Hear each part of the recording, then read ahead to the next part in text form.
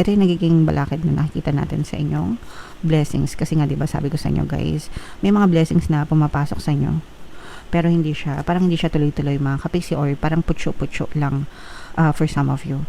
And yung inyong mga balakid sa mga blessings is yung mga frustrations nyo, yung mga disappointments, especially kung mahilig kayong magreklamo mga kapiksi.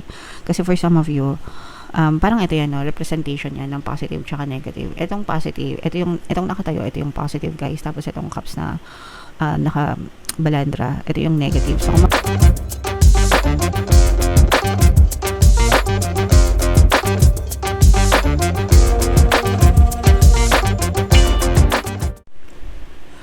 hello guys, hello Taurus, welcome back to Pinay Pixie Tarot. Ang pamagat ng episode natin for tonight is mid-month kapalaran para ngayon December 16 to 31 para sa Taurus, Sun, Moon, Rising Sign, and Venus. Unahin natin tong deck na to mga kapiksi. Ito yung mga angel messages para sa inyo guys. Kung ano lang yung makaresonate, take that message kasi hindi lahat ng mensahe ay mag-resonate sa inyo mga kapiksi. So yung first message natin, ito yung mga blessings mga kapiksi, pero maaaring nagkakaroon ng balakid, no? Pero ibabangga natin yan dito guys sa inyong tarot deck mamaya. But kapag ganito kasi, kapag nakaganyan, ibig sabihin magaan yung daloy ng blessings sa buhay nyo. Pero pagka ganyan, may blessings pa rin naman guys, pero parang medyo matumal or medyo mabagal yung pasok ng blessing sa inyo. And more often, dahil yan sa mga blocks or balakid nyo. And yung mga balakid na yun, kadalasan ay yung mga negative thoughts and negative emotions nyo, mga kapiksi. Okay? So, if feeling nyo naka-resonate sa inyo to, that is because marami lang kayong, mas lamang lang yung nega sa inyo guys kaysa sa positive. So kailangan nyo lang baliktarin yung switch mga kapiksi. Imbis na mag-focus kayo sa negative, mag-focus kayo sa positive mga kapiksi, and ugaliin yung magpasalamat. Sa mga nagtatanong paano ba mag-focus sa positive, count your blessings guys, no? Pagdating sa blessings, no matter how big, no matter how small, yung mga blessings meron at meron yan kayong na-experience. So salamat po kasi may trabaho ko, salamat po kasi kumikita pa ako ng pera, salamat kasi nakabili pa kami ng pagkain, salamat kasi may pambayad pa ako ng bills. Yung mga ganon guys, everyday yan meron, diba? Kahit sabihin natin kinakapos or medyo maliit, meron pa rin. So you have to focus on gratitude. And mapapansin mo na kapag ka doon mo binabaling yung focus mo, unti-unting gagaan yung pasok ng blessing sa buhay mo. Okay? Alright. And eto naman, Angel of Love in reverse. Ibig sabihin, for some of you, maaaring nagkakaroon din kayo ng konting problema pagdating sa love life, guys. No? Baka nag-aaway kayo ng person mo, baka meron kayong hindi pagkakaintindihan or pagkakaunawaan ng person mo. So, ito naman ay nadadaan sa usapan guys. So, mag-usap lang kayo ng person mo, mag-usap kayo ng kalmado and tahimik para ma-resolve nyo yung mga issues nyo guys. Okay? And ito naman mga kapiksi, maaaring nagkakaroon kayo ng miscommunication. So, maaaring ito rin yung dahilan kung bakit nagkakaroon kayo ng problema sa love life guys, dahil sa miscommunication. So pag-usapan nyo ng maayos mga kapiksi. Kailangan kalmado, kailangan peaceful yung pag-uusap nyo. Huwag nyo daanin sa init ng ulo guys. Okay? Alright.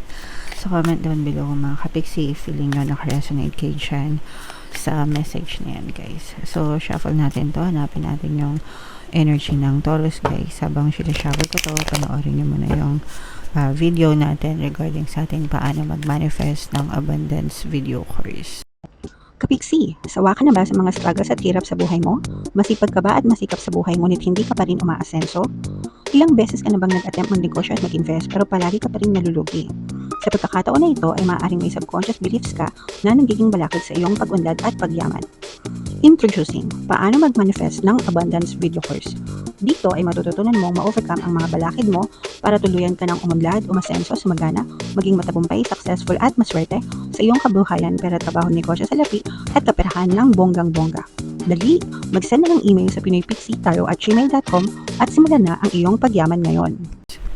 Alright, so sa lahat ng gusto mag-avail ng course guys, mayroon tayong paano mag-manifest ng abundance video course, paano mawala ang third party, at magkaroon ng harmonious na relationship, paano pabalikin si ex or vice breakup. Sa mga interesado guys, mag-send lang kayo ng email sa pinoypixietaro@gmail.com. And sa mga naghahanap guys ng pampaswerte na lucky charms or lucky bracelet, aventurine tsaka citrine yung recommended ko. May makikita kayong mga link guys sa description box. So, Taurus, kaya ay represent ng King of Pents. Latag natin yung spread nyo. By the way guys, available na yung inyong mga 2026 kapalaran sa bawat zodiac sign. So, punta lang kayo sa homepage mga kapiksi para mapanood nyo yung mga videos. So, meron ditong presence ng fire sign, Aries, Leo, Sagittarius, for some, at saka water sign, Cancer, Pisces, Scorpio. For some of you, maaari may mga ganyang element kayo sa inyong natal chart mga kapiksi.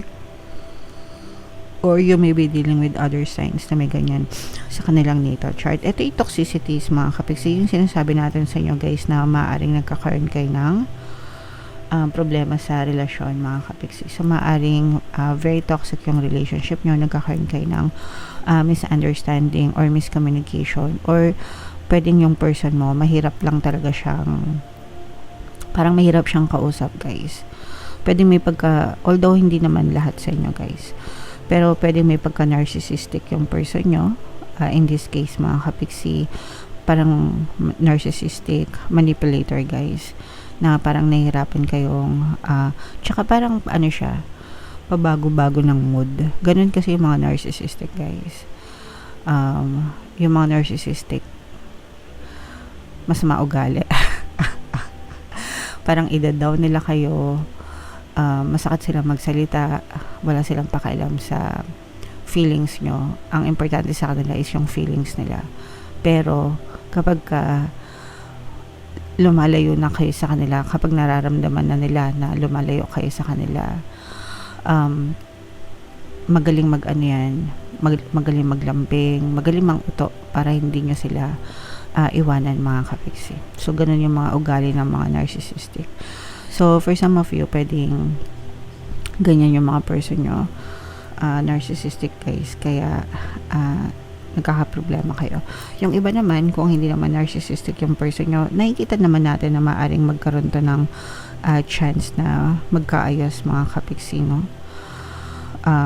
Sabi ko nga sa inyo, kailangan nyo, meron lang kayong miscommunication. Pero kapag kayo nag-usap ng matino ng person mo, yung matinong pag-uusap, kapag kalmado na kayo, tapos tsaka kayo nag-usap, magiging maayos din ang lahat sa inyong relationship mga kapiksi. Okay?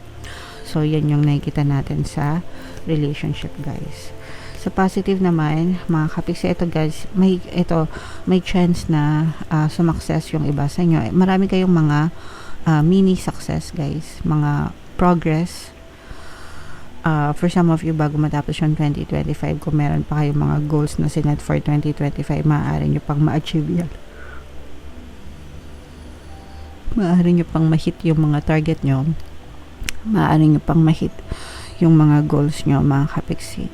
At saka may mga mini success, mini progress kayo towards your manifestation guys. So kung meron kayo mga mina-manifest, unti-unti kayo makakita ng mga movement, gradual movement guys, hanggang sa tuluyan mag-manifest yung inyong mga desires sa buhay mga kapiksi.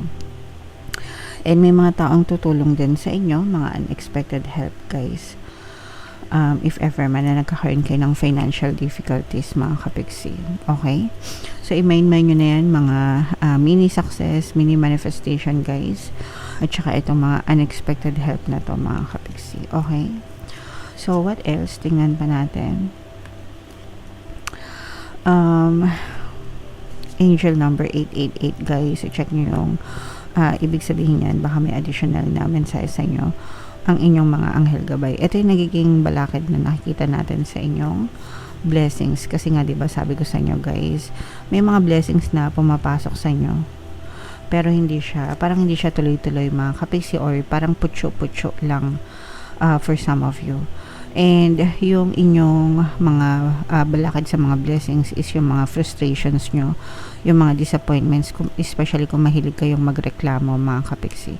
Kasi for some of you, parang ito yan, no, representation yan ng positive tsaka negative. Itong positive, itong nakatayo, ito yung positive guys. Tapos itong cups na naka balandra, ito yung negative. So kung mapapansin nyo, mas lamang yung negative kesa sa positive. And yun din yung binanggit ko sa inyo kanina guys, na nagiging balakid ng mga blessings nyo is nakafocus kayo sa negativity mga kapiksi. Okay? So yun yung kailangan yung i-shift guys, kasi yung iba sa inyo nag-overthink kayo ng mga problema, nag-overthink kayo ng mga kahirapan, ganyan, imbis na magpasalamat kayo sa mga blessings. So, alalahanin nyo guys, you are still blessed, no? Blessed pa rin kayo guys, na natatabunan lang ng pagkanega nyo. So, kung gusto nyo makawala sa pagiging nega, tulungan nyo yung sarili nyo and focus on gratitude and positivity para mas lalo pang bumilis yung daloy ng blessings sa inyo guys. Okay? Alright. And yung iba naman sa inyo guys, parang yung, especially dun sa mga kapiksi natin na nasa abroad or nasa ibang bansa, malayo sa kanilang pamilya, parang na-homesick kayo guys, namimiss nyo yung family nyo, pero wala kayong chance na makauwi, siguro dahil di kayo pinayagan ng boss nyo, or baka wala kayong pamasahe mga kapiksi. So nararamdaman nyo yung homesick guys, but still masaya pa rin naman kayo, kasi yun yung mga sakripisyo na kailangan nyo para sa kinabukasan nyo. So okay lang yan guys, tiis-tiis lang, makakauwi din kayo, makakasama nyo rin yung pamilya nyo, Taurus. Okay?